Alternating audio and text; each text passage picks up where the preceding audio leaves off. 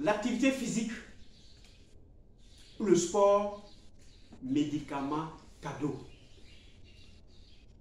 L'activité physique ou le sport, longévité cadeau. L'activité physique ou le sport, la mobilité cadeau. L'activité physique ou le sport, la respiration cadeau. Voilà ce que vous gagnez en faisant un choix d'activité physique. Nous allons le voir pour la conclusion.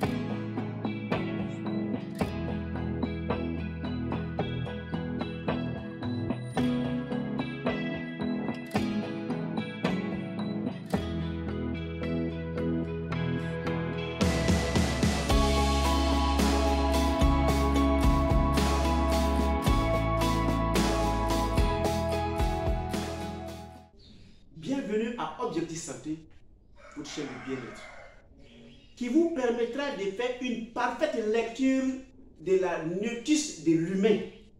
Nous sommes une machine comme tout autre. Vous achetez un cellulaire, on accompagne le cellulaire avec une notice, un papier dedans. Vous allez vous acheter une télévision, ça va se trouver à l'intérieur une notice. Et le vendeur vous dira: lis la notice d'abord avant de te mettre à l'utiliser. L'humain, on est né, on n'a pas de notice et on commence à utiliser l'appareil humain sans avoir lu la notice.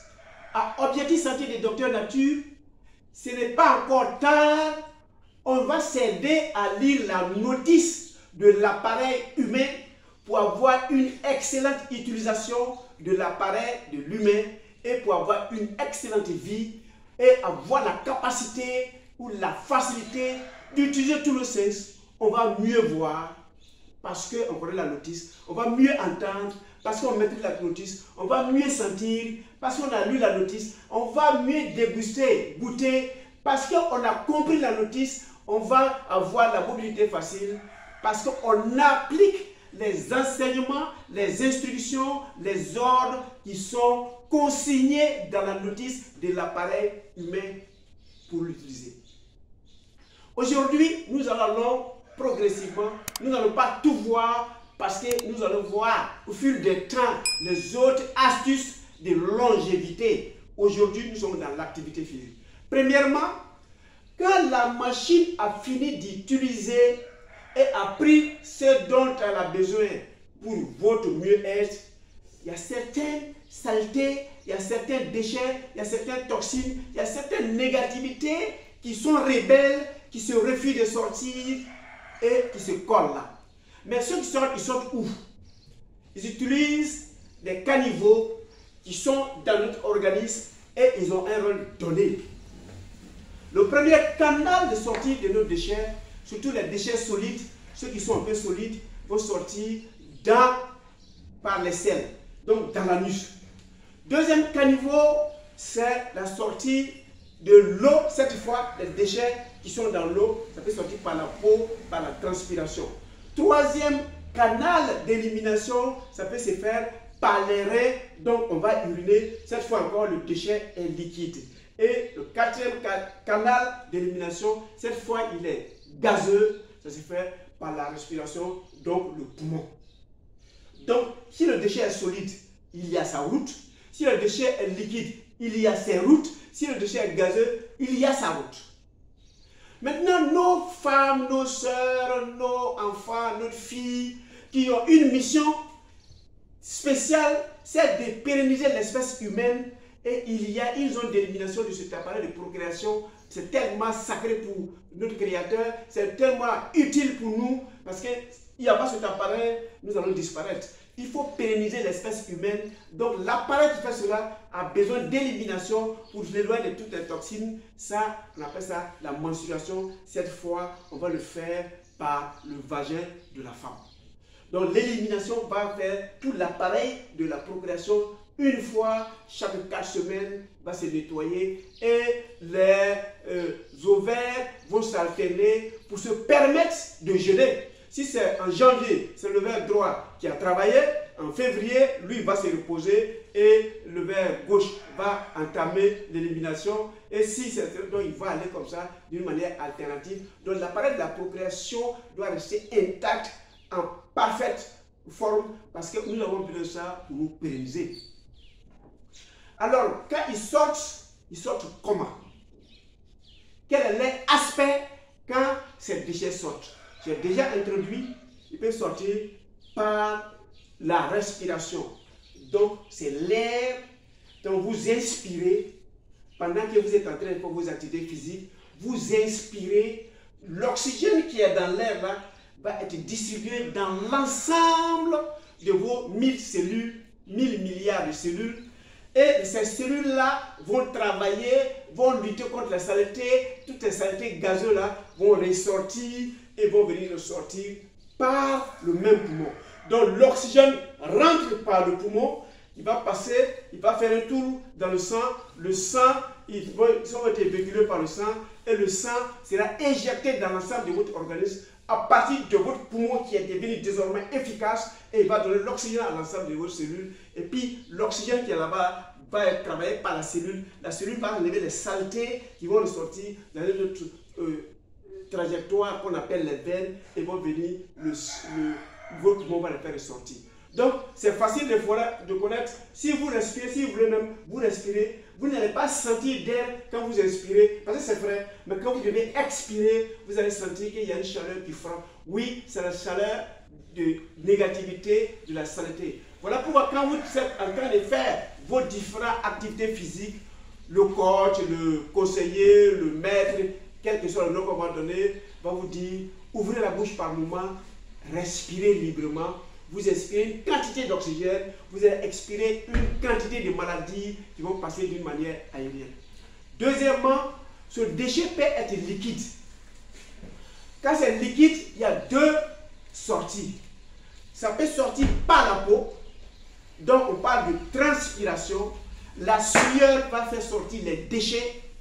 Ça peut sortir par l'urine, donc par les reins. Ces déchets vont sortir cette fois liquides. Troisième sortie, ça peut sortir par les selles. Donc c'est plus solide. Donc vous êtes capable de connaître votre état de santé en fonction de l'aspect de votre transpiration. Vous êtes capable de connaître votre état de santé en fonction de la couleur et de l'odeur de votre urine. Vous êtes capable de connaître votre appareil, machine humain, appareil de la couleur, de la consistance et de l'odeur de vos selles. Alors, nous allons prendre un seul exemple pour vous permettre, un tant soit peu, de pouvoir regarder votre selle. Donc, l'état de votre selle dira comment se comporte votre appareil humain. Parce que, tout simplement, les selles ont une coloration et colorée par un pigment qu'on appelle le stercobiline. La stercobiline va donner la coloration brune ou légèrement marron. Donc, un sel normal doit être brun, légèrement marron. Voilà, si vous avez la selle et puis vous voyez cette couleur-là, ça veut dire que l'appareil machine est en parfait état. Il y a beaucoup de facteurs qui vous permettront de savoir qu'attention, tel organe ne marche pas. Si nous voulons faire cela, la vidéo sera longue inutilement parce que l'objectif, on vous dit seulement, il faut que vous fassiez des exercices physiques qui vont permettre à l'appareil, aux différents appareils de mieux travailler, de bien enlever les saletés, de mieux rincer le corps. Mais on va donner un exemple de diagnostic facile de vos selles. Les selles, comme nous connaissons, on n'aime que la couleur est brun. La couleur peut changer par 3 facteurs. Premièrement, votre alimentation. Si vous mangez du n'importe quoi, vous mangez parce que c'est des agro-industriels, vous mangez parce que vous avez les moyens, vous êtes allé payer dans les grandes surfaces, alors que c'est contre-indiqué pour vous, la couleur peut être blanchâtre, la couleur peut être grisâtre. Ça veut dire qu'il y a quelque chose qui ne va pas, c'est un problème de votre foie qui a commencé à se signaler. Mais si vous êtes végétarien ou végétalien, la coloration aussi est particulière. La différence c'est quoi? Le végétarien, c'est celui qui prend un aliment cuit, un aliment cru. Moi, je suis un végétarien. Donc vous ne serez pas surpris que je vais chez vous, vous préparez, ça vient de votre cuisine, je m'adapte à votre alimentation et puis je me mets à manger. Parce que je suis un végétarien. Le végétalien, lui, exclusivement, il se nourrit des fruits et des légumes et il s'est fait ça pendant de longues années. Ça veut dire qu'il a plus de chances de vivre que nous les végétariens. Nous aussi on est mieux que ceux qui croient qu'ils sont snobs, ils sont civilisés, tout ce qu'ils mangent est raffiné, tout ce qu'ils mangent il est industrialisé, nous on est mieux qu'eux. Donc si vous avez mangé beaucoup de choux, de laitues, comme des avocats, comme c'est vert, vous allez constater que votre selle va vers une couleur verdâtre. Ça veut dire quoi? Les crudités que vous avez mangées, qui ont la couleur verte, ont non seulement nettoyé les saletés, mais ont pris le dessus sur toutes ces maladies-là. Voilà pourquoi on imposait leur couleur à la selle. Vous êtes en parfaite santé.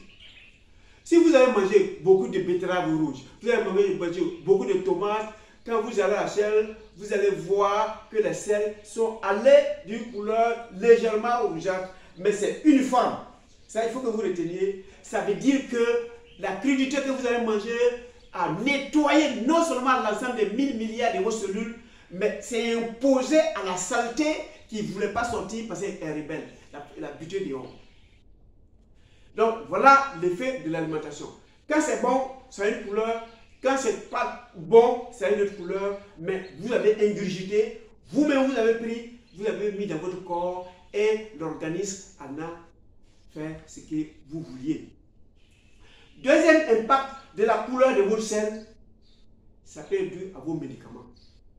Il y a des gens qui sont médico-dépendants.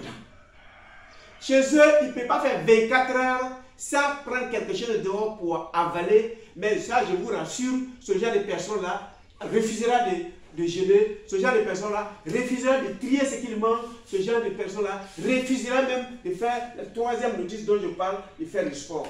Donc ceux-là, ils sont toujours en train de gurgiter. Donc la couleur de leur selle est en fonction de la couleur des médicaments qu'ils sont en train d'avaler. Ça veut dire que le médicament a pris le dessus sur les cellules, donc le médicament est en train d'impacter même sa couleur sur leur selle. Troisième raison de la couleur, du changement de la couleur des selles peut être une maladie. Si vous allez à la selle, regardez bien les selles. Si c'est strié de sang, vous sentez qu'il y a des points de sang dessus, allez-y consulter. Ça veut dire que c'est en train de signaler quelque chose qui est ouvert quelque part en haut là-bas. Ça peut être l'hémorroïde, ça peut être l'oreille qui ne va pas. Ça peut, en tout cas, ça peut trouver quelque chose de plus grave là-bas. Si vous prenez et puis vous réalisez que le sel est pratiquement noirâtre, ça aussi, ça veut dire qu'il y a quelque chose qui ne va pas en haut là-bas. Et très souvent même, c'est un saignement. Donc, allez-y vite, de peur que l'anus va évoluer vers un cancer d'anus, ou bien c'est le foie qui évolue vers un cancer de foie. Allez-y vite consulter pour qu'on vous aide à réparer cette panne qui a commencé à se signaler à partir de vos selles. Voilà pourquoi je dis, à partir de vos selles, vous-même vous êtes capable de connaître votre état de santé. Donc, l'alimentation est reconnue à partir de vos selles, les médicaments sont reconnus à partir de vos selles, une maladie va se signaler à partir de vos selles. À partir de cela, vous pouvez mieux vous contrôlez vos différents organes pour mieux vous porter. Mais on gagne quoi en faisant l'activité physique? Surtout pour ceux que la maison où ils dorment est climatisée, le salon où ils viennent s'asseoir est climatisé, la voiture qui roule est climatisée, le bureau où il travaille est climatisé et il est toujours en train d'éviter à faire des mouvements en ayant un servant qui va faire ses activités, en ayant un coursier qui va sortir. S'il rentre chez lui à vendredi, il reste assis dans son fauteuil, en train de regarder les gens à la télévision faire des mouvements et lui, chez lui, il est en train de se rincer les yeux. Non, tu es en train de voir quelque chose que tu dois faire et que tu refuses de faire parce que tu es tout simplement rebelle. Lève-toi, quelle que soit ta richesse, va faire de l'activité physique. Ça fait partie de la notice de ton bon fonctionnement. Si tu ne le fais pas, tu ne pourras pas éliminer. Deuxième avantage qu'on a, c'est que l'activité physique va renforcer l'ensemble de vos organes. Donc, ils sont mieux, ils sont bien libérés, ils font des mouvements. Donc, vous avez les pas même de celui qui fait le sport, les pas sont francs parce qu'il fait des bonnes choses. La troisième chose où je vais m'arrêter aujourd'hui, vous allez voir la confiance en soi. Tout sportif a une confiance en soi. Il ne doute pas, il n'hésite pas, il ne stresse pas parce que tout le stress va sortir par la transpiration, par l'urine pendant qu'il est en train de faire du sport. Et chacun va mieux se porter et nous allons donner rendez-vous de longévité. Vous n'êtes pas en retard, quel que soit le moment où vous commenciez, vous pouvez vous rattraper et pendant que vous êtes en train de rattraper, vous ajoutez des espérances de vie dans votre quotidien. Merci de vos écoutes. Retenez que l'outil de Docteur Nature, c'est votre santé. Et cette fois, votre santé, à partir de vous-même, vos propres activités, vos choix de vivre. Donc, on vient de finir les 3 éléments de notice. On a vu ce que vous devez manger. On a vu le repos, qui est le jeûne. Et on vient de voir l'activité physique. On va continuer. Il y a d'autres éléments qui sont dans la notice que nous devons voir. Mais déjà, les 3, si vous mettez à les appliquer, les résultats sont automatiques. Vous allez les voir. Merci pour votre temps d'écoute. Surtout, retenez que l'outil de Docteur Nature, c'est votre santé. Votre santé me préoccupe et je souhaite que vous vous mettez aujourd'hui à faire de l'exercice physique pour perdre les faux kilos.